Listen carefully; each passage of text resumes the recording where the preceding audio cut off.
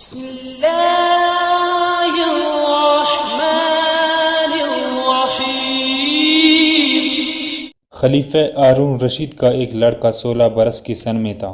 وہ زاہدوں اور درویشوں کی صحبت میں بہت رہتا تھا، اور اس کی یہ عادت تھی کہ قبرستان میں نکل جانا اور وہاں جا کر مردوں سے خطاب کر کے کہتا، تم ہم سے پہلے دنیا میں موجود تھے اور دنیا کے مالک تھے، اور اب تم قبروں میں ہو۔ کاش مجھے خبر مل جائے تم کیا بولتے تھے اور لوگ تم سے کیا کہا کرتے تھے۔ اس قسم کی کلمات حسرت آمیز کہتا اور پھر پوٹ پوٹ کر روتا۔ ایک دن کا قصہ ہے کہ یہ لڑکا اپنے باپ ہارون رشید کے پاس آیا، اور اس وقت بڑے بڑے لوگ سب اپنے قرینے سے بیٹھے ہوئے تھے، اور وہ آیا بھی اسی حالت میں کہ ایک چادر اڑے اور ایک باندھے ہوئے تھے۔ جب اس کی یہ حالت سلطان اور لوگوں نے ملاحظہ کیا تو آپس میں بعض آدمی کہنے لگے کہ امیر المومنین اور خلیفۃ المسلمین کو بادشاہوں میں ایسی ہی اولاد نے بدنام کیا ہے۔ اگر امیر المومنین اس کو تنبیہ کرے تو کچھ یقین نہیں کہ اپنی حالت کو چھوڑ دے۔ یہ بات خلیفہ ہارون رشید کی کانوں تک پہنچی۔ اس کو یہ مشورہ پسند آیا اور بیٹے سے کہا کہ بیٹا، تمہاری اس چال چلن نے مجھے رسوا کر دیا۔ اس نے یہ سن کر ہارون رشید کی طرف دیکھا اور کچھ جواب نہ دیا۔ اتفاقاً ایک پرندہ قلعے کے برج میں بیٹھا تھا۔ لڑکے نے اس کی طرف دیکھ کر کہا، اے پرندے، تجھ کو تیری پیدا کرنے والے کی قسم، تو میری آت پر آ بیٹھ۔ وہ پرندہ سن کر فوراً اس کی آت پر بیٹھا۔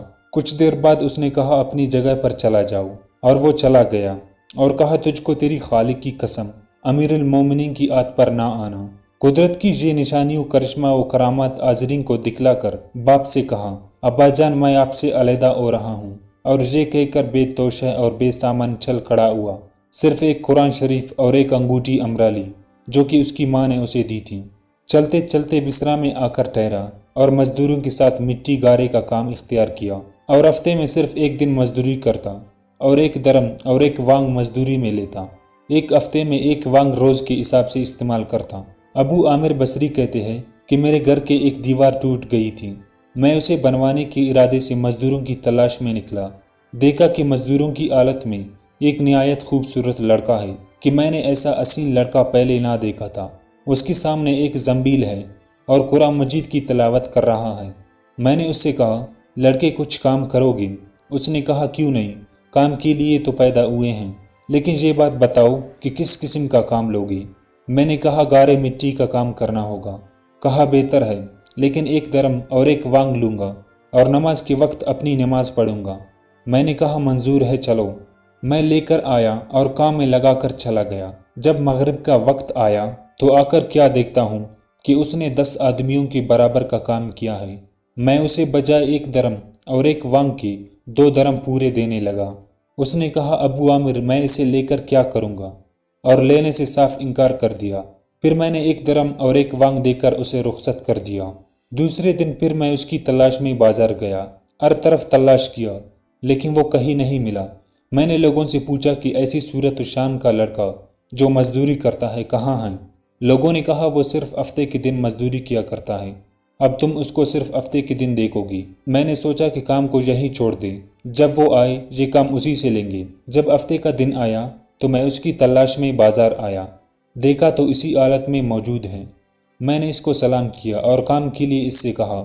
اس نے اسی طرح کی شرطیں کہی۔ میں سب قبول کر کے اسے لے آیا اور اسے کام پر لگا دیا، اور دور بیٹھ کر دیکھا کہ یہ کس طرح اس قدر جلدی اتنا کام کر لیتا ہے، اور میں ایسے موقع پر بیٹھا کہ میں اسے دیکھوں اور وہ مجھے نہ دیکھے۔ دیکھتا کیا ہوں کہ اس نے ہاتھ میں گارا لیا اور اسے دیوار پر توپا، اور اس کے پتھر خود بخود آپس میں ایک دوسرے سے ملتے جلتے ہیں۔ میں نے اپنے جی میں کہا کہ یہ خدا کا کوئی نیک بندہ ہے، اور ایسے لوگوں کی اسی طرح اللہ تعالیٰ سہارا اور مدد ہوا کرتی ہے۔ جب اس نے شام کو واپسی کا قصد کیا تو میں نے اسے 3 درم دینے لگا۔ اس نے انکار کیا، صرف 1 درم اور 1 وانگ لے کر چلا گیا۔ تیسرے شنبے کو پھر میں بازار آیا تو اس نوجوان کو نہ دیکھا۔ لوگوں سے اس کا حال پوچھا تو معلوم ہوا کہ وہ 3 دن سے ایک ویرانے میں بیمار پڑا ہوا ہے اور موت کی قریب ہے۔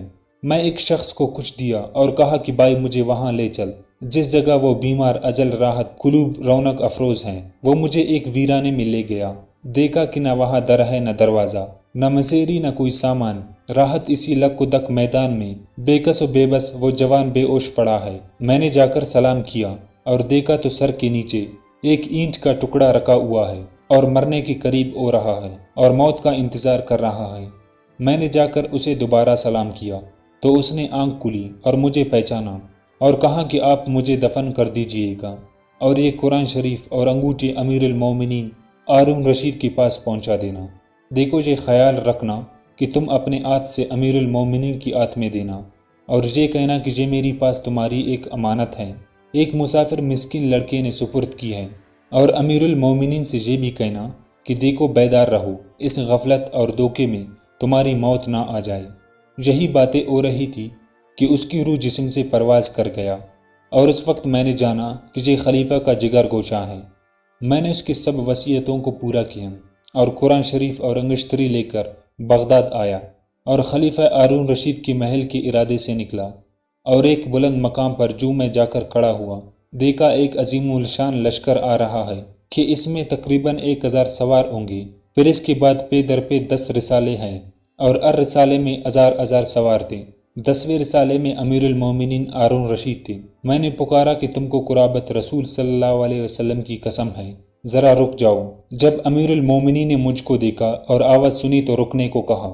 میں قریب جا کر وہ قرآن شریف اور انگشتری سپرد کی اور جو کچھ اس لڑکے نے پیغام میں کہا تھا سب پہنچا دیا، اور امیر المومنین نے یہ سن کر کچھ دیر سر جھکایا اور آنسو بہائے۔ ابو عامر کہتے ہیں کہ اس رات جب میں اپنے وظائف سے فارغ ہو کر سویا تو خواب میں دیکھتا کیا ہوں کہ ایک نور کا قبہ ہے اور اس پر ایک نور کا ابر ہے، وہ نور پٹا اور اس میں وہ لڑکا یہ کہتا ہوا نکلا، اے ابو عامر، حق تعالیٰ تم کو جزائے خیر دے، تم نے خوب میری وصیتوں کو پورا کیا۔